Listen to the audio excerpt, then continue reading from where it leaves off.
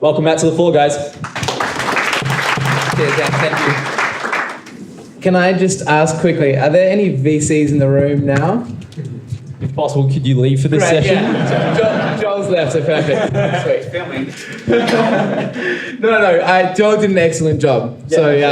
But he said a lot of relevant points, which I agree with. But I obviously want to give you the other side of the story as well, being an entrepreneur trying to raise money ourselves.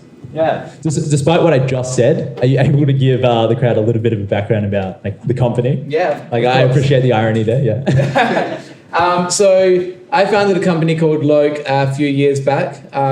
We are the largest provider of white label digital wallets to the hospitality and retail industry in Australia. Essentially, we do mobile payments, ordering ahead, loyalty, social engagement, etc. For us, it's all about providing transparency to the merchant and allowing them to use that data to better market back to their customers and influence their purchasing behavior. So we've got a lot of big clients and big brands that we work with. We're partnered with Google and NAB and PayPal and Oracle, etc., and work with many multi-site chains in the industry. Right now, we've raised just under 3 million to date and are looking to raise another round at the moment. Awesome, man. Let's jump right into it, right? So the whole topic of this session is what's your assessment of the VCs and high net worth environment? Yep. What is your assessment? Okay, so we have spoken with a lot of VCs and angel investors, pretty much anyone that has money in the Australian market and in the overseas market as well, but focusing predominantly here. It is very different to what it was some years back. When we first raised, it was quite easy, to be honest. We went out to the market, we presented our business, we had an idea, and we got the initial 600 grand and $1 million, and it was nice. It worked well. We followed the process and it worked. Now, this year, when you try and raise, it's very different. The market has contracted significantly, as Joel said, overseas, but also in the Australian market. So the VCs specifically are very risk adverse. And what Joel didn't say as well is you have to fit a very specific mandate.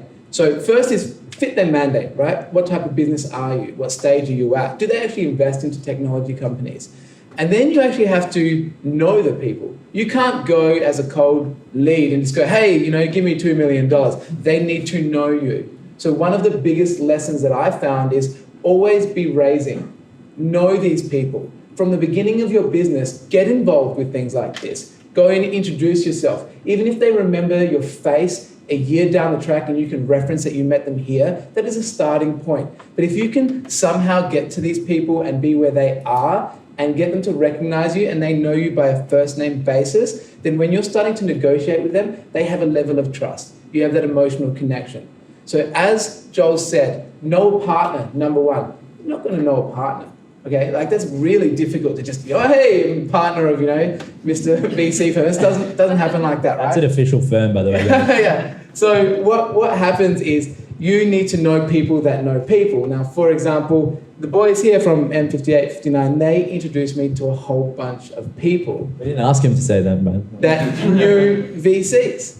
And from that, I could say, hey, I know these guys, they're a good company. That's my reference. And from there, they will sit down with you. And then you need to build their trust. Yeah, awesome. What's exciting for me about that is that's really authentic advice, right? And it's breaking things down systematically, okay? Like Matt said, no, don't go in with a cold lead or something. Go for a warm intro. But then he went one step further and started to break it down. It's how do you develop warm intros, right? Develop your networks, go out and do the networking right now and make sure it's all about the process, right? Do your grassroots marketing and get to know people. So I think it's really beneficial that Matt's going through that step by step. Yeah. So we were talking just before about Joel's presentation and you were touching on how it's really unique to get such an honest overview from a VC or from that side of the table. Do you want to touch on that for the audience? Yeah, no worries.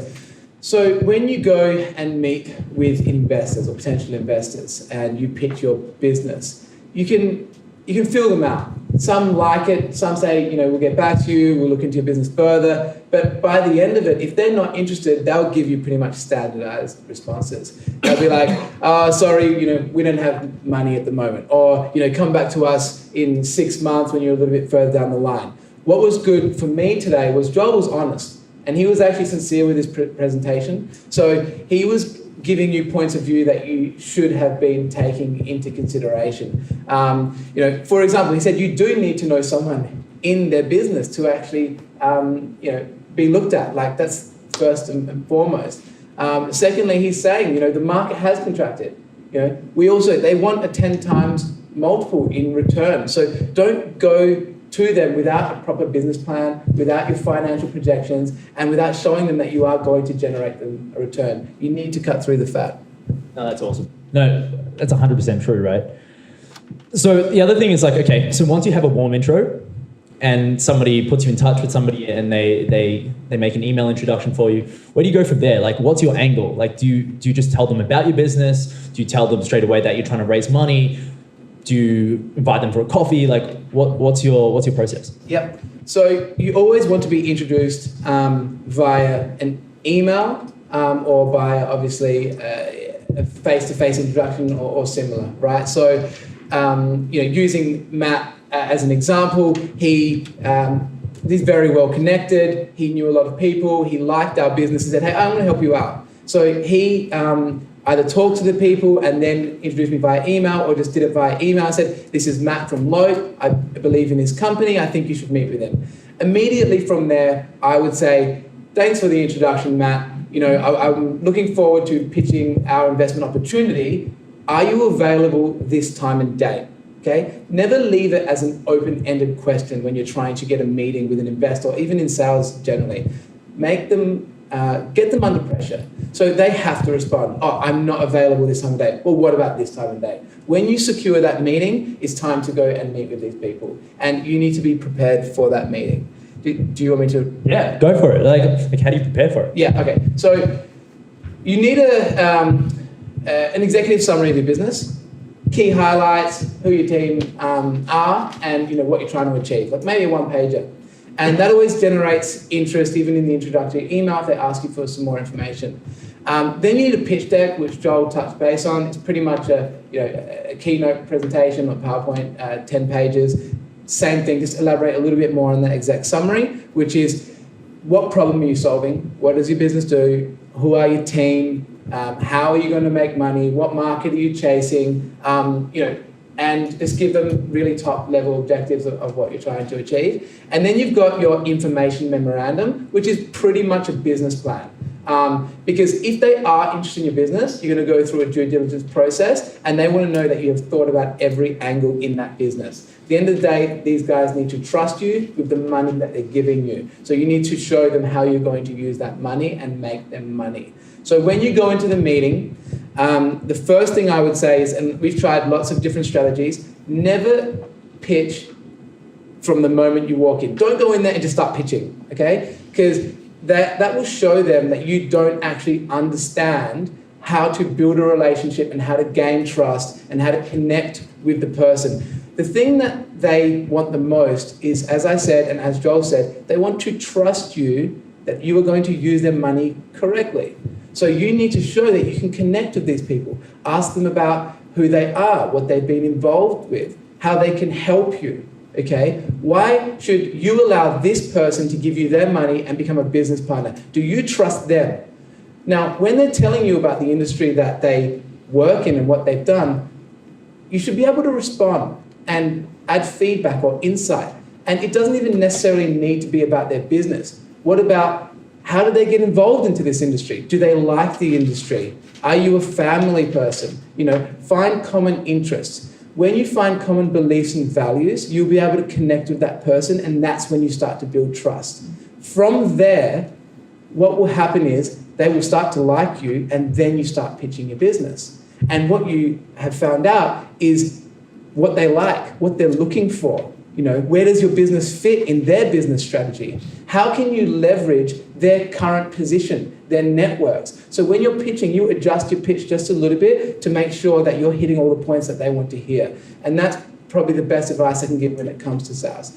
How do you toe the fine line between like asking too much and it becoming like a social interaction, one, but also what if you're like not very social and you're not good and you're not like a smooth operator and you can't ask the right questions? Like how would you go about like developing that rapport? Yep, good question. You know when it comes to a point of small talk and stop. Like they'll see right through you, right? What you're trying to do is build a friendship with a potential business partner. Okay, so you need to make sure you get along with these people. To be able to build that rapport, what you do is you look at their business prior to meeting with them and you find out a little bit about their business. So, and then you write down questions. And so when you go into the meeting, you have these questions in the back of your mind and you say, oh, so I know that you deal in the fintech industry. What type of investments do you have, right? Or, we know you've been investing in the US market. What do you feel about, the availability of money there? Is it best to go to VC? And just from those questions, they'll say, okay, well, this guy obviously has done his research, is aware, is asking the right questions, and he will just start to talk. People love to hear their own voice at the end of the day, okay? So if you can get someone to talk about themselves and what they're in, then you can start to find out information which you can use for your conversation or for your pitch to obviously try and achieve a higher conversion in that meeting. Yeah, that's awesome. Do you think there's a difference between your approach when you're approaching a VC versus like an angel or a high net worth? No, for me, it's exactly the same. Yeah. It's about building their trust. Yeah. Okay, about building a relationship and making them believe that you're going to use their money well and make them money.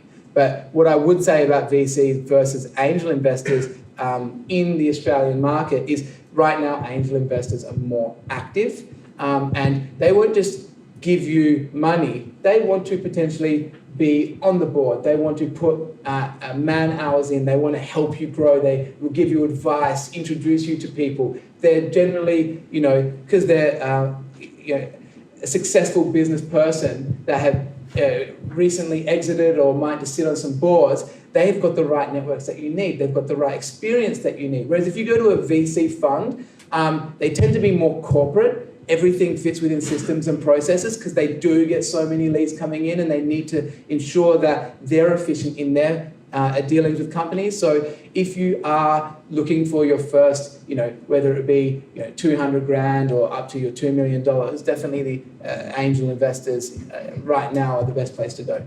Yeah, no, that's awesome. When should a startup look at raising money, right? Like I know we're going to talk a little bit later, like Matt's going to come back and he's going to talk about bootstrapping versus raising capital, but when's the right time for somebody to look for a high net worth investment versus say like a VC investment? Yeah, okay. So VC investment doesn't come to later down the track. I mean, even though, we do healthy revenue and we're growing and have good metrics, we're still, in regards to what Joel's saying, a bit small for the VC market. So I would focus on angel investors and that caliber. But the time to raise money is when you're starting your business. You obviously need to build a prototype and get your business set up and get your pitch deck and exec summary and IAM done. So you need a little bit of money. So go and get 20 to 50 grand to get that done. Once that's done, go around and actually start to get some interest in what you're doing. Whether it be getting expressions of interest signed or one-page contract saying, hey, would you buy my product? Once you have 20, 50 people interested, then it's time to go and raise, say, $500,000 or $1 million.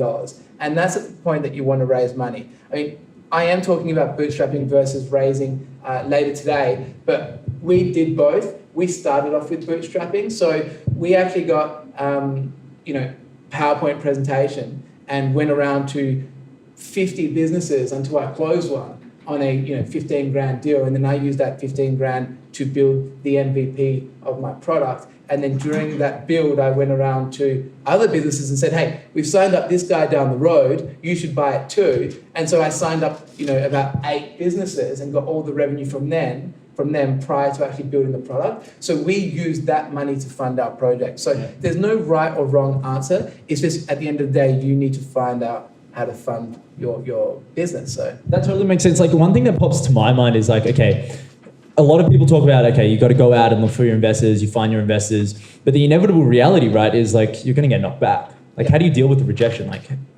Good maybe question. in terms of like your psychology, do you do some breathing exercises? Like, what do you do? Yeah, for sure. I think this is a really interesting question, and this is what really can help you determine whether or not you're going to be a successful entrepreneur. Okay, people are insecure. Okay, it's innate. Like, we all look at ourselves and constantly want to better ourselves. So self-improvement is very important. Now, rejection is one of the hardest things to go through. And I personally started learning this when I tried to meet a girl when I was younger, and you would go up and you'd be really scared to meet the girl, and she'd be like, oh, why don't I want to talk to you? And you're like, oh, geez, maybe I never talk to a girl again, But you go out the next weekend and you meet another girl, and eventually one girl is going to fall in love with you, and you find and flourish together. It's his girl's birthday today. Happy birthday to Danny. Yeah. Okay, and that fear of rejection can sometimes, or not sometimes, that fear of rejection holds you back from creating an opportunity which could be the best thing of your life. And the thing that I would say is, when you're doing sales, and sales comes in every facet of your business, it's not just winning clients. You have to sell to your employees constantly, sell to investors. You're always having to motivate people, right? And so you need to pass that rejection. And the way to do that is by getting heaps of no's. Right? Make sure you're out there getting people to tell you, no, I don't like that. And then ask, why don't you like that? And that will give you the reasons, right?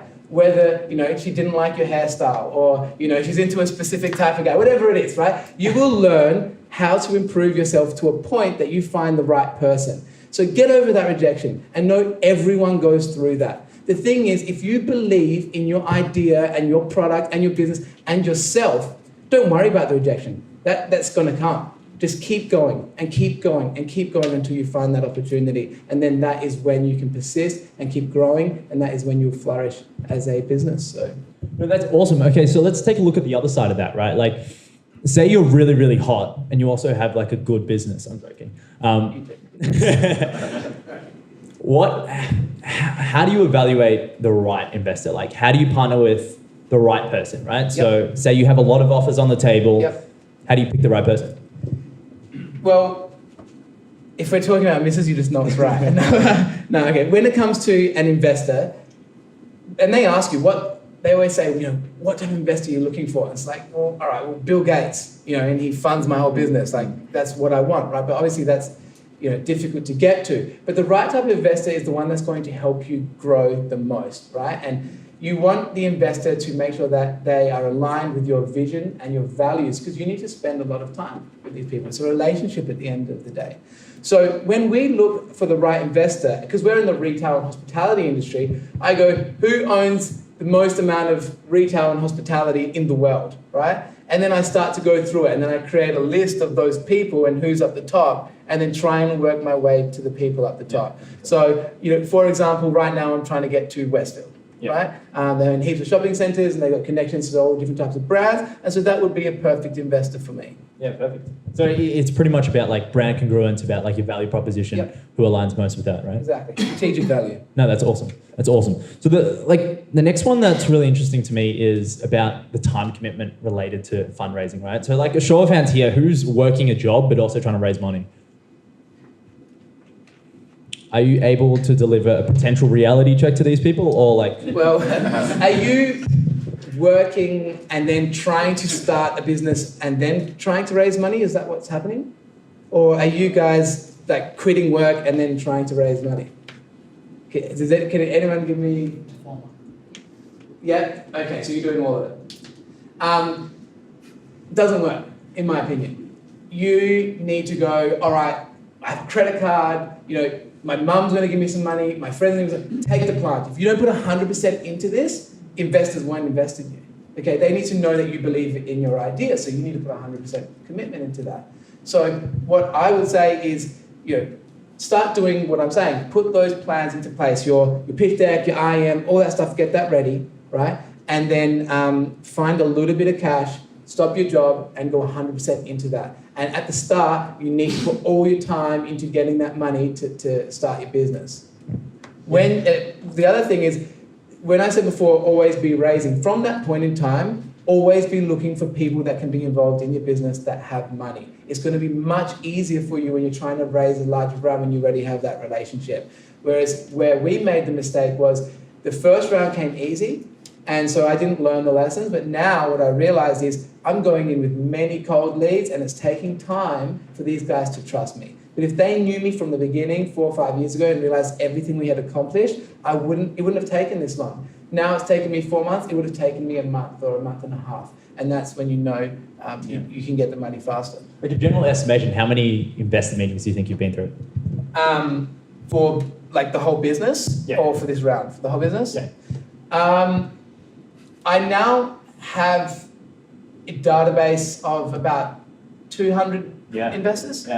Yeah, but I mean, like Blue Dot, who will be speaking to you later today, has spoken to way more people than that because they are based in the US as well, and exactly it's a lot of work. So yeah, think about it, guys. Like 200 investors, and that's not only meeting each of these investors once, right? Many of these investors you're going to meet multiple times, and then you have to fit this in like a reasonably short time period because of the life stage that you're in your company, right? Like there is a runway, and it's going to run out eventually. So, like, put that in perspective, and you have to go to that many investors on that scale to get any sort of like successful take up. That's assuming one, you already have a good product, right?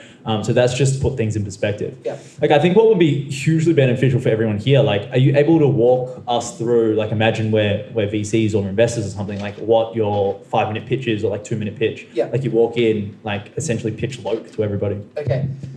I'll skip over the question part at the start, but as I said, I would go in there and ask as many questions as possible that are relevant to them so that they don't see it as small talk. And then this is essentially what you call solution selling, but you've already got the answers. And they give you the information, who they are, what they're looking to raise and what their multiple is that they're looking for in regards to a return. Who are their business partners, what industry they work in, who they know. And they would give me all this information. It's gold.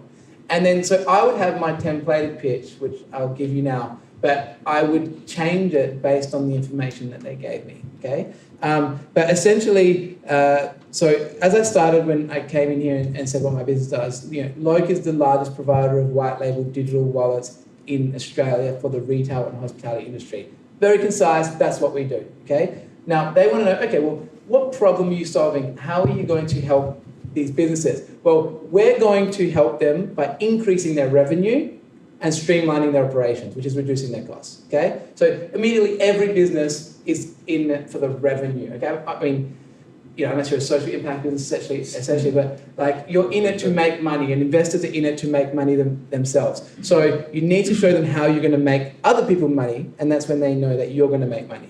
So LOKE provided digital wallets, we're going to make these businesses money, and then how? Right, is through mobile payments, is through ordering ahead, is through loyalty, because that gives transparency to the customer and allows businesses to use that data to market back to the customers to drive them back in the store. It's all about how we're going to make money for people, right? Then they're going, all right, well, it's a good idea, but how credible are you? Oh, well, we're partnered with Google. NAB Banks selected us as their innovation partner for digital wallets. We've just built the NAB Dash app, right? We have partnered with Oracle, one of the biggest software companies in the world.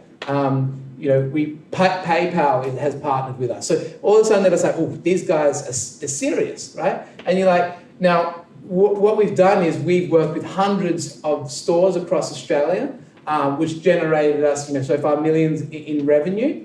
So like, oh, they're making money. And they go, all right, and in the back of their head thinking, so how are they going to make us money? And what we're doing is we're raising $2 million, and they go, what are they going to do with the money? I'm using that $2 million to go global, right? And to build scalability, because that's what they want.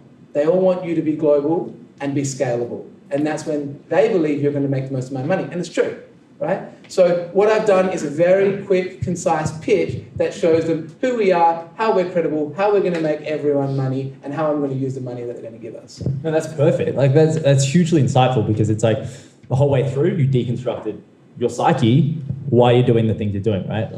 So probably my last question before I throw it over to the audience to ask a couple questions to Matt is, what happens when they throw you a really quick, like curly question? What happens when they throw you a question you haven't prepared for, you don't know the answer to? What do you do? Yep. Well, if you don't know the answer, Yeah. then just straight up say, sorry, I'm not Yeah. familiar with that topic. But when you're in your business day to day, you know it inside and out. So every question they're going to ask you, you will have an answer for. It's just like right now. I wasn't really nervous talking to the crowd because I know you're going to ask me about things that I do every single day. Yeah. So it comes natural to you. Yeah, no, that's awesome. I've done enough talking, right? So I'm going to throw it to the floor. Do you guys have any questions for Matt? Hi, Matt. How do you find your psychology changes as you get closer to the end of the current runway? So the So, question yeah. is, What do we do when we're about to run out of money, right? Okay. Second bring it to that. How do you find your approach to accepting money from someone, whether they've got strategic value to add or whether they are what some people call dumb money? So who would I choose? Money depending with on the- strategic advantage or just money?